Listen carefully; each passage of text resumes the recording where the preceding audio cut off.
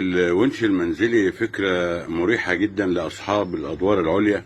الناس اللي ساكنة في الخامس والسادس والرابع والثالث والسابع بتعاني، وطبعا ما فيش اسانسير، فبتعاني من طلوع مستلزمات المنزل، شوية خضار، شوية فاكهة، أي حاجة جايبها من السوق أو ست البيت جايباها من السوق. فطبعا عشان تطلع بيها الأدوار ديت على السلم فدي حاجة فعلا متعبة. فكرت في فكرة الونش المنزلي، بالظبط شبيه السبت. الناس اللي هي بتحط سبت في البلكونه علشان تجيب الحاجه من تحت، او يحطوا فيها حاجه تطلع، فطبعا بتبقى فيه معاناه في ان انا ارفع السبت ده، خاصه اذا كان فيه يعني شويه اوزان او شويه احمال. بكل بساطة خالص الفكرة ديت فكرة بسيطة جدا. ممكن ست البيت وهي جاية من السوق معاها شنطة الخضار، الشنطة كلها بتطلع مسافة ثواني للمنزل، او محتاجة حاجة تطلعها، شكارة رز، شوية حاجات من فيها اوزان، يعني معاك او معاكي لحد 100 كيلو ممكن يطلعوا بسهولة جدا لحد الدور الخامس والسادس والسابع، او المكان المتواجد فيه الشقه في الادوار العليا.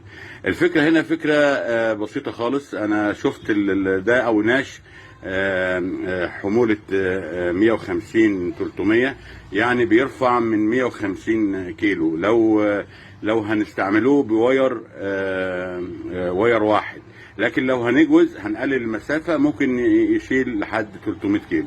طبعا معروف ان الوزن كل ما بيطلع كل ما حمله بيزيد، ده نتيجة الجاذبية الأرضية اللي موجودة. يعني لو هطلع 5 كيلو مثلا، يعني بعد 5 متر أو حاجة، ال5 كيلو دولت بيبقوا أكتر، بيبقوا 7 8 كيلو نتيجة الجاذبية الأرضية اللي موجودة.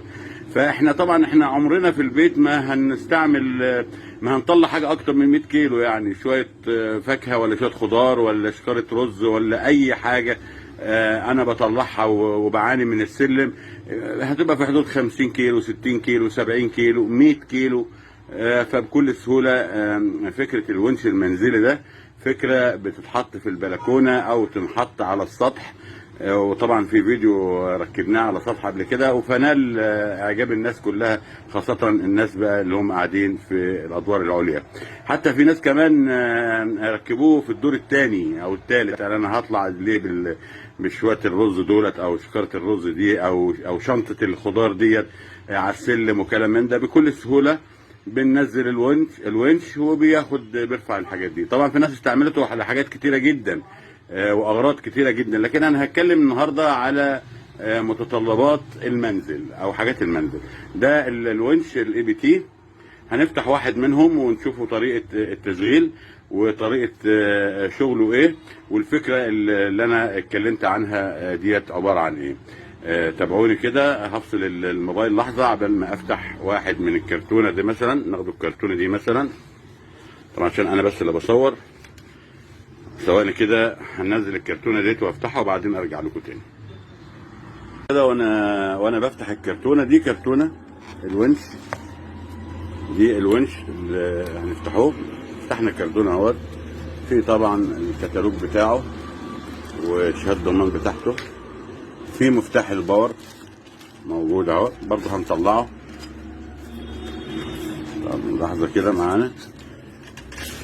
ده دي فيها الافيز اللي بيركب في الماسوره، يعني ده افيز. هما 2 افيز اللي هما بيشيلوا ونش، اللي هما بيركبهم في الماسوره اللي هتتركب في هتثبت في البلكونه او تثبت على السطح. دولت 2 افيز اهمت، وده الافيز التاني موجود.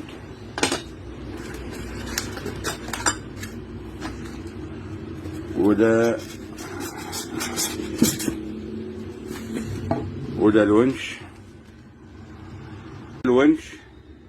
طلعته من الكرتونه اهوت.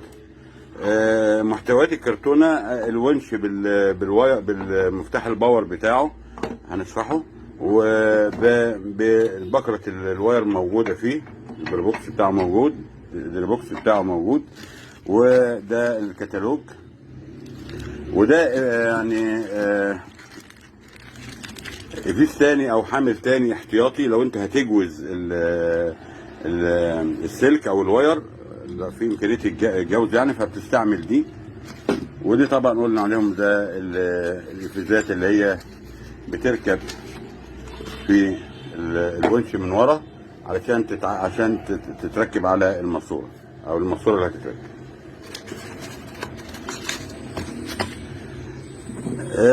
ده الكابل الكهرباء اللي هو مصدر الكهرباء، ده مصدر الكهرباء، وده الباور بتاعه. المفتاح ده بقى يعني في سكينة امان اللي هو الكبير ده سكينة امان. لو انا رفعته كده مش هيشتغل، يعني لو حد ضغط هنا مش هيشتغل. نزلته كده يبقى انا كده هوصل مثلا بعد ما نتخيل ان هو ركب في الحامل في البلكونه، هنوصل الكهرباء بتاعته.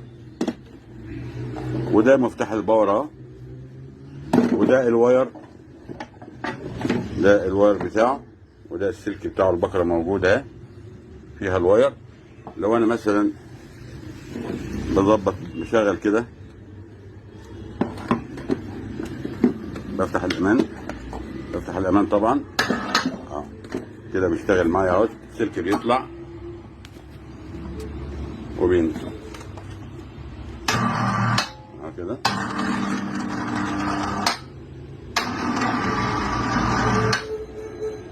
المفتاح ده الواير ده عبارة عن 20 متر، هنا 20 متر من السلك الصلب القوي جدا اللي ممكن يوصلني لحد 7 دور. يعني لو قلنا 3 في 7 ب21. تمام. طبعا هو مش لازم ينزل على الارض، يعني هو مش هينزل على الارض يبقى نايم على الارض، فده ممكن لحد الدور السابع يكفيني. بركب طبعا الونش بيبقى شكله كده ادي الونش في ده اللي قلت عليه اللي هو ده، بيركب هنا كده، يركب هنا كده، والتاني الناحيه التانيه عشان يخش في الماسوره اللي هي تتركب في البلكونه. انا طبعا في فيديو يعني هلحمه مع الفيديو ده، او يعني هجمعه مع الفيديو ده علشان يبين لكم ده ركب ازاي. انا بس بشرح لكم الونش وبوريه لكم من الكرتونه. وده وزنه تقريبا كده حوالي بتاع 15 كيلو او 11 كيلو، وزنه 11 كيلو. ده بيركب في الماسوره، والواير ده هو اللي بينزل تحت كده.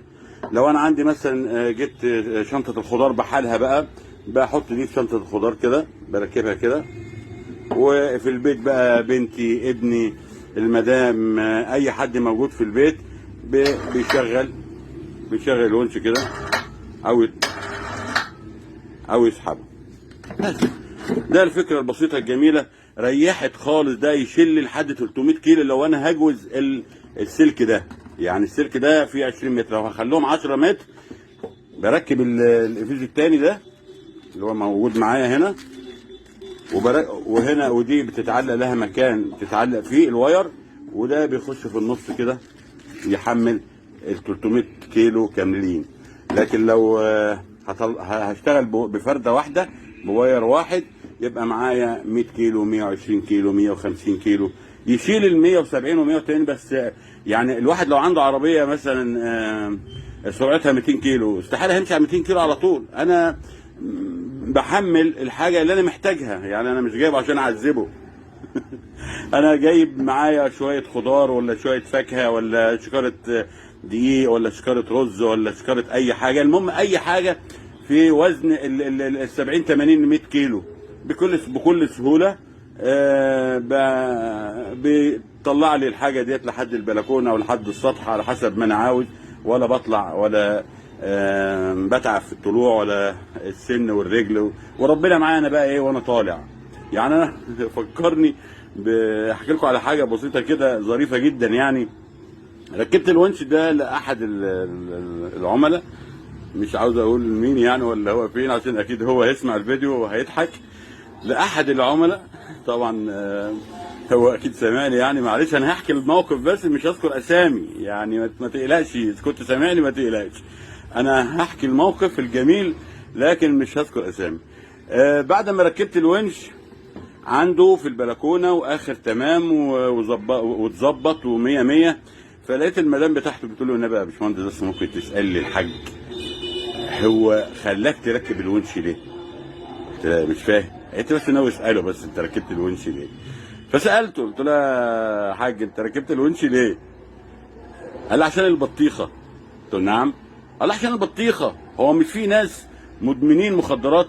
قلت له اه. قال لي انا بقى مدمن بطيخ، باكل بطيخ في الصيف وفي الشتاء، فانا بيطلع متهبيني وانا طالع بالبطيخه الدور الخامس، فانا بس ركبت البتاع ده عشان اجيب البطيخه ارن عليهم ينزلوا لي السبت في الونش احط البطيخه وربنا معايا بقى وانا طالع. فهو اصلا ركبه عشان البطيخه. عنده حق والله. يعني بطيخه مثلا وزنها مثلا يعني جايب بطيخه مثلا 10 كيلو ولا 8 كيلو ولا بطيخه حلوه كده نمس حلوه كده ولا حاجه نفسه هفته عليه، هيطلع بيه ازاي فعلا الدور الخامس ولا الدور الثالث ولا الرابع؟ معاناه معاناه وانت طالع بيها. لكن بكل سهوله جدا عملت شنطه ركبتها هنا كده وحط فيها البطيخه والبطيخه طلعت. طبعا موقف انا مت على نفسي من ضحك طبعا وضحكت. قلت يا نهار ده حاج الله امال ايه؟ انا انت ريحتني كده، انا اجيب بطيخ في اي وقت بقى، اي وقت بقى احط البطيخه في السبت واطلع. هنا نفس الفكره برضو يعني. انا جايب شويه خضار، جايب شويه معايا شكاره رز جايبها وعاوز اطلعها، فانا ايه اللي شايلني كل ده؟ او اجيب حد طبعا يطلعها لي بفلوس او من غير فلوس او واجب او بتاع. الونش راكب في بلكونتي متوصل بالكهرباء، الولاد معاهم المفتاح الباور، وهنا في بتاعه امان، مفتاح امان لو ضغطت على كده ما يوصلش. بصوا ما يوصلش خلاص. رفعت الامان ده كده، ثواني، رفعت الامان ده كده، ده الزرار ده بينزل وده بيطلع. بس ده فكره الونش المنزلي.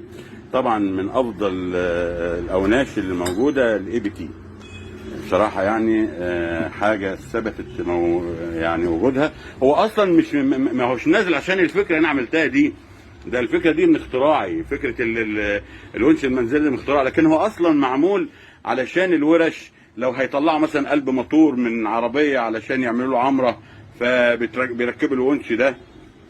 وفي طبعا احجام وفي اوزان اعلى، يعني في منه بيشيل لحد طن، لكن انا بتكلم على الونش المنزلي دي بس اللي انا الفكره بتاعتي، لكن في لحد طن واكتر كمان نفس الفكره ونفس الوضع، لكن طبعا مع الونش الاكبر. لان في ناس كتير جدا بيتكلمونا على الواتس ويكلمونا ايه اشرح لنا البتاع ده يشيل ايه، طب هو صناعه ايه، طب هو بتاع ايه، طب هو بيمشي ازاي. ده اللي انا حكيته ده كله تفصيلي جامد. الاي بي تي من الماركات النظيفه طبعا، منشأ الصين، وحاجه يعني حاجه فعلا روعه جدا يعني.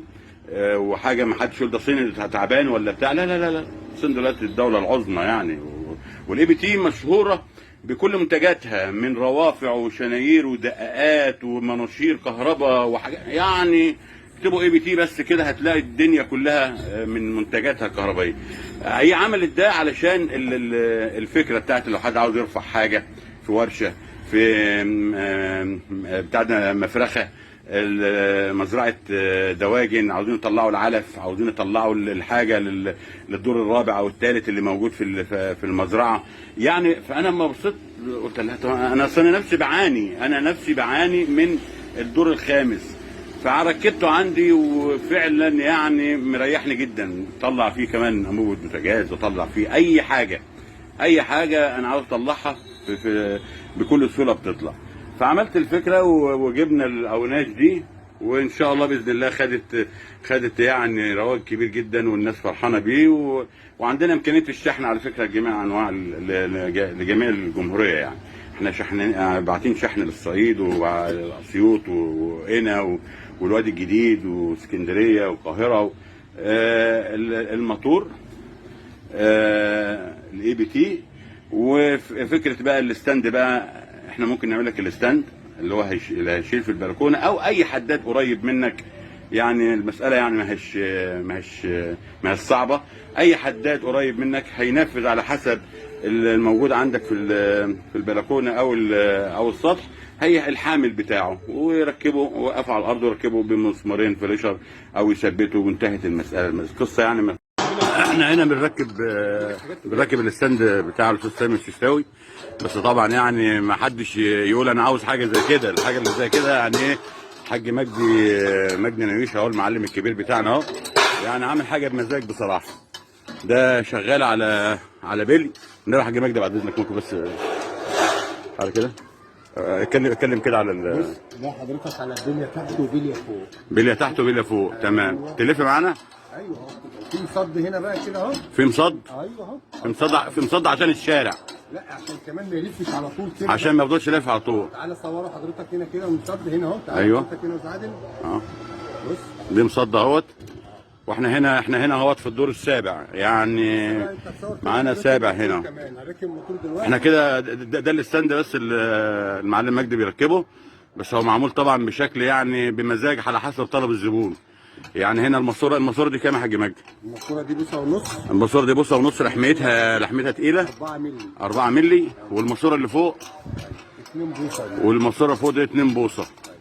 وطبعا يعني الاختراع اللي عامله المعلم مجدي بصراحه انا ما كنتش ما شفتوش قبل كده. يعني هو هنا بيلف اهوت لفه دايره كامله اهي، وبعدين بيجي مصد. المصد بقى ده علشان الماسوره ما تلفش لف كامل كده على طول. هنركب الونش كده وخليكم معانا. بعد ما نخلص الونش هنجرب بقى الطلوع والنزول. هو متر كفايه. متر بس. ليه؟ عشان ده لما يبقى طويل قوي وفي حمل كتير يلد معاه. صح. الحمل كتير على الستاره او البلكونه. صح. كل ما زاد الطول كل ما بقى الحمل على الجدار. صح كده. عشان يبقى عادل كده. هنا الحاج مجدي نميش المسؤول على الاستندات بتاعه الاوناش. طبعا بيعمل الاستند على حسب امكانيه الزبون وعلى حسب طلب الزبون.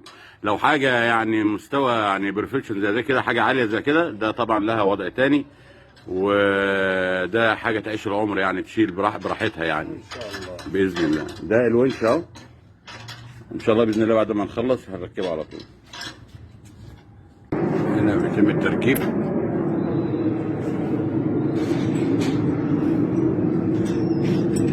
انزل تاني. ركبنا الونش، ادي الونش شغال اهوت مع الاستاذ محمود نميش. واحنا معلش بقى احنا دخلنا بعد المغرب، وهنا بينزل مثلا شنطه الخضار تحت اهي. اطلع بقى محمود، اطلع عشان الصوره مش باينه. اطلع لفوق بقى خلاص. ده هنا الونش موجود اهوت بالواير بتاعه، واحنا هنا في الدور السابع. الواير بتاعه 20 متر اهمت، والصوت طبعا بسم الله ما شاء الله. ده يطلع بقى زي ما انت عاوز بقى، يطلع 100 كيلو، 120 كيلو، 150 كيلو، 70 كيلو، شكارة اسمنت، شوية خضار، اي حاجة تطلع في المسافة الكبيرة دي. احنا حطينا الكرسي ده كأنه مثلا ايه، هو شنطة خضار يعني، جابها من على الارض. اطلع فوق، اطلع كأنها مثلا شنطة خضار مثلا. اطلع ضبط الواير ده ثواني كده. وبعد كده اخده هنا. ماشي. لحظة. بعد كده اخده هنا، انزل بقى بيه. انزل احوزك كده. يعني احنا بنجرب بس ايه كتجربة للزبون، وكأنه ده شنطة خضار مثلا يعني. انزل احوزك. طبعا بنصور بالكشافات وبتاع، احنا بالليل دلوقتي. ان شاء الله هعمل لكم فيديو بالنهار يكون افضل برضه. ماشي.